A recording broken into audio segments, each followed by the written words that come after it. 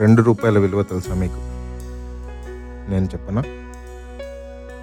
ఒక గంట సైకిల్ కిరాయికి తీసుకోవడానికి అమ్మతో ఒక మినీ యుద్ధమే చేయాల్సి వచ్చేది.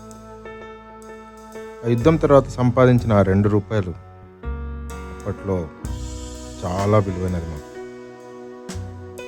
అసలు సైకిల్ అన్నది కిరాయికి ఇస్తారని, దానితో మనలో చాలామంది సైకిల్ తొక్కడం నేర్చుకున్నారని ఇప్పటి పిల్లలకు తెలియదు.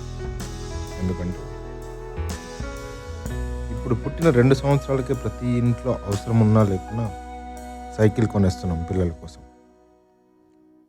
అమ్మ రూ. 2 ఇవ్వగానే అలా ఆనందంలో గెంతులేస్తూ సైకిల్ షాప్ దగ్గరికి వెళ్ళి మనకిష్టమైన రంగులో ఉన్న దాన్ని తీసుకొని వెంటనే గ్రౌండ్కి వెళ్ళేసే వాళ్ళం కదా. ఆ ఒక గంటని చాలా శ్రద్ధతో సైకిల్ నేర్చుకోవడానికి, కింద పడ్డా దెబ్బలు తగిలినా అస్సలు పట్టించుకోకుండా తొక్కేసే వాళ్ళం కదా. ఆ రోజుకి అలా గడిచిపోయినా, అయ్యో అప్పుడే అయిపోయిందా, ఇంకాసేపు ఉంటే బాగుండు, ఇంకొంచెం సేపు సైకిల్ తొక్కేసుకునే వాళ్ళమని చాలా నిరాశతో వెళ్ళి సైకిల్ షాప్లో రిటర్న్ చేసేసేవాళ్ళం. ఇప్పుడు ఏ వస్తువైనా రెంట్కి తీసుకున్నా అడ్వాన్స్ డబ్బులు మరియు ఐడెంటిటీ ప్రూఫ్స్ ఇచ్చి తీసుకోవాలి.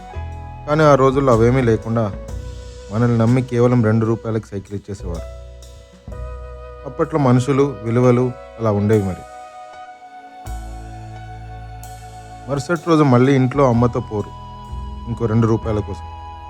ఒక్కో రోజు లేవు అని అమ్మ ఇవ్వడం మానేసిందనుకో, అలా గ్రౌండ్కి వెళ్ళి తొక్కే మన తోటి వాళ్ళని చూస్తూ కూర్చునే వాళ్ళం కదా. కాస్త మన క్లోజ్ ఫ్రెండ్ అయితే, ఒరే ఒక్కసారి నేను కూడా తొక్కుతా అయ్యరా అని వాడిని బ్రతిమాలి తీసుకొని తొక్కేసేవాళ్ళం. అప్పుడప్పుడే కాళ్ళు కింద పెట్టకుండా తొక్కడం నేర్చేసుకొని 2 చేతులు వదిలేసి పోజు కొట్టేదాకా చక్కచక్క నేర్చేసుకునే వాళ్ళం కదా.